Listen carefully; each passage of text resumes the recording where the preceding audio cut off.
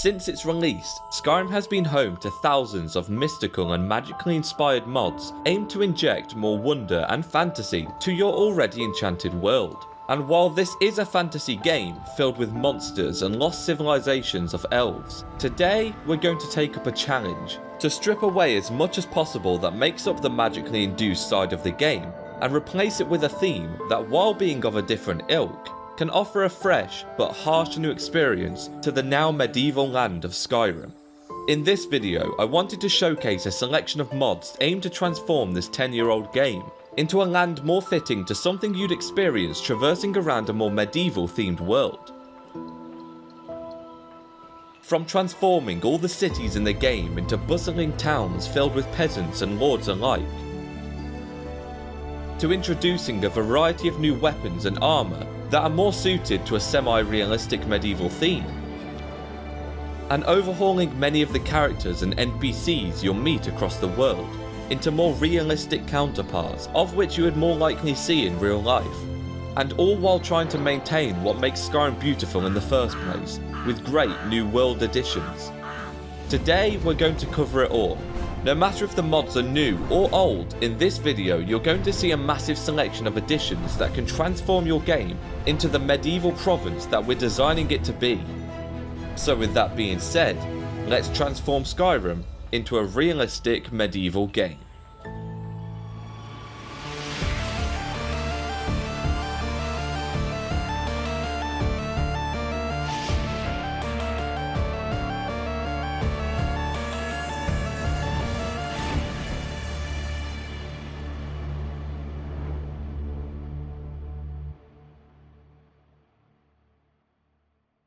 The following is a safety protocol by Heavy Burns Incorporated.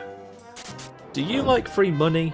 That's what I thought. Who doesn't? Well, thanks to Opinion Outpost, you can get paid for sharing your opinion online. But it can't be that easy, I hear you saying. Well, it is. I've tried it out and I can tell you it's a simple and easy platform to earn some quick extra cash, say if you wanted to buy takeout more often without feeling guilty. Like me. All the time. Click the link in the description to start making money today, and huge thanks to Opinion Outpost for sponsoring this video. Now, to really transform the landmass of Skyrim into a medieval themed world, we'll need to start with the very locations you'll be visiting upon your journey. And that means selecting a handful of city, town and village overhauls which offer to bring a more sometimes realistic and other times just interesting and medieval looking transformation. And so let's go over each one of these mods one by one so you can get a better idea for the new tone of the world. Roderick's Dragonsbridge is a mod which completely rebuilds all of the structures located in this once forgettable town, and gives them a more unique and historic look, and sets it apart from every other area in the game. Next is the great city of Ivarstead. Again, this unique wooden expansion provides you with a historic settlement which grants some more agency to visiting the area past just visiting the 7,000 steps. Next is Clefjay's Morthal, creating a real medieval city out of the once bleak swamp town. The great city of Falkreath, again providing a larger scaled city from its vanilla counterpart. The great city of Rorikstead, designed to expand upon the scale and lore of the fabled farming village. And finally the great city of Dawnstar, which grants a new fresh flavour to the once bare port town. But we're still far from achieving our medieval overhaul, and while being designed primarily for a Viking transformation, Viking Whiterun Overhaul thematically fits into this list. While keeping to the same layout as the original city, this mod somehow manages to make you feel like you're walking through a completely new game by replacing the textures, models and even the decor of the city. This mod, while still being a work in progress, is still the most impressive change to Whiterun I've ever seen undertaken. And that statement in itself leads us on to our next medieval city overhaul. And that's Clefjay's Winterhold, a mod which really adds some character and in our case some history to the once bustling city of the north, but we still need to cover some smaller locations. The great village of Mixwater Mill, to bring some uniqueness to the small Stormcloak settlement. The great town of Shorestone, to portray the poor mining town located in the orange-hued rift. The great village of Old Horoldan, designed to bring life to the famous roadside inn. The great town of Karthwasten, now a unique and interesting mining village which provides a fresh new experience to discover. Clefjay's Half Moon Mill to expand upon the lonely vampiric lumber mill in Falkreath Hold, and Riverwood Keep, a small fortress filled with NPCs which can be bought and lived in by the player after climbing from peasantry to lordship. And finally is Dragonfall Castle, the creme de la creme of medieval lordship, owning a manned castle and being equipped with your very own army at your disposal.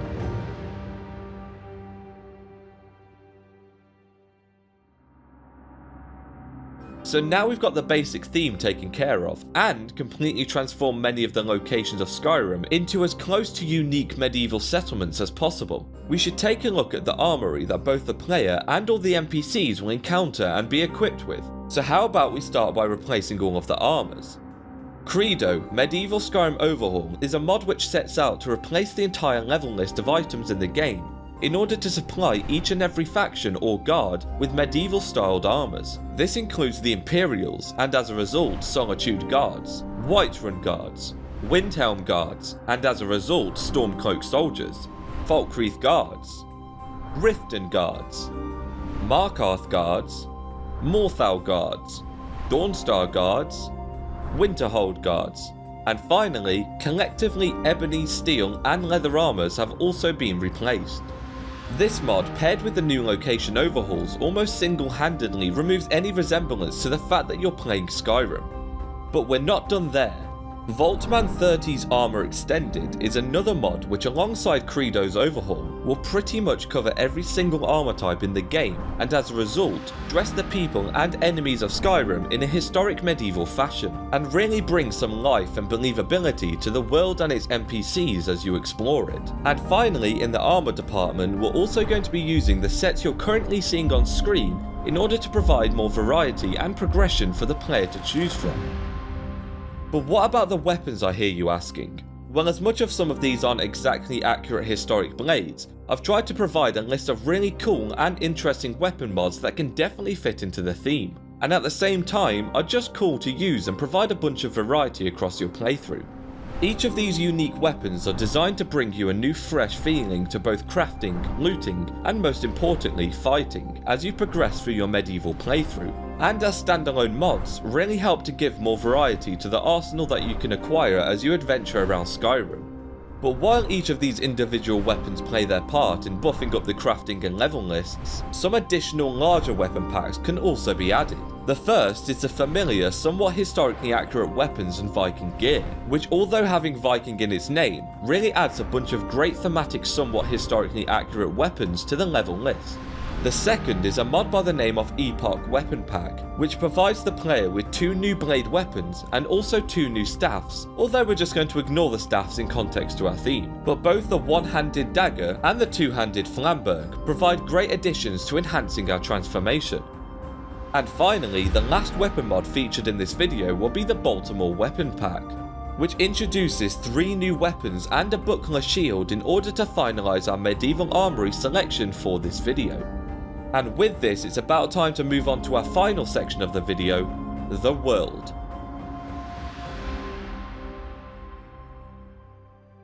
Now, the world section is kind of those extra additions to help you tie everything together and finalise this video's list. And the first mod we're going to look at is an NPC replacer for many of the men you'll encounter across the world, fittingly named Men of Winter.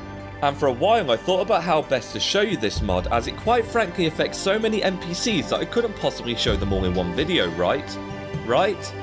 Surely? What do you mean you want to see every single one of them? Okay.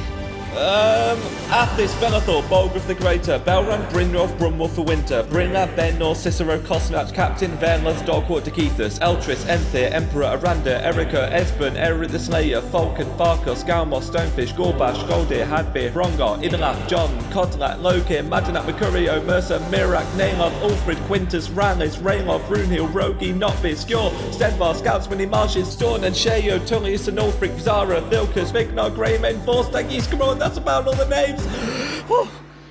Okay, just move on to the next mod without me. I need time to catch my breath. Moving on, we now have a realistic Oris Children Overhaul. This mod is designed to give a somewhat realistic and in some cases ugly appearance to many children around Skyrim. Okay, cheers, Sin. You can f*** off now. This mod, paired with Men of Winter, really adds to help this kind of realistic NPC visuals we want to add to our medieval RPG by visualising each of the children's background and heritage in believable ways. Take Brit and Sissel from Rorikstead for example. Twins, born motherless into peasantry, their rugged, unkept hair and faces reflect the farmers' children they're designed to be.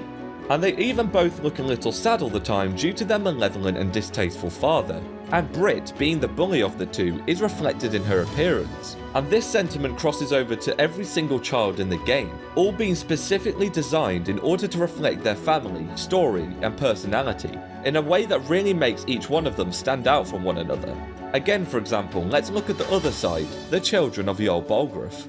Compared to their previous Rorikstead twins, you can already see the difference in both character, wealth, and genetics within their design. And this stretches across the entire board, but it's not the only mod we're going to use to add to the world. Flying Crows is a mod which adds a bunch of new locations for flocks of the black feathered birds to circle, each adding a more dark and rich atmosphere to the land of Skyrim, by giving many of the locations a more medieval and grim tone while adventuring.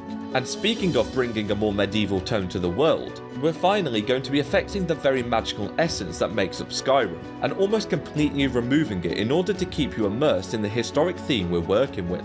And that means adding the mod Less or No Magic to our list. This mod, doing almost exactly what it describes, removes most instances of magic you'll encounter across Skyrim.